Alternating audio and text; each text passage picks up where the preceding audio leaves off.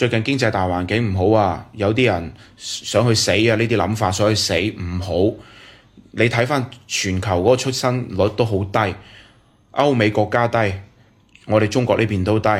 咁你想投去發達國家重新嚟過嘅，咁可能安排唔到你，因為好多排隊等住，咁只能夠安排你去非洲啊、盧旺達啊、巴基蘭坦啊嗰啲。咁你一出世又係慘，啱唔啱啊？咁你人胎投唔到啦，咁安排咗你投畜生胎，咁仲要睇下邊度嘅出生喎。你如果做貓做狗都話啫喎，揾到住好人家，咁你萬一做咗魚蝦蟹鴨鵝咁樣，咁咪又係攞嚟搞。所以咧有呢個諗法咧就唔好，等個大環境即係好翻啲先。同埋你睇翻你而家目前你擁有嘅嘢係嘛？唔好追求啲虛無縹緲嘅嘢。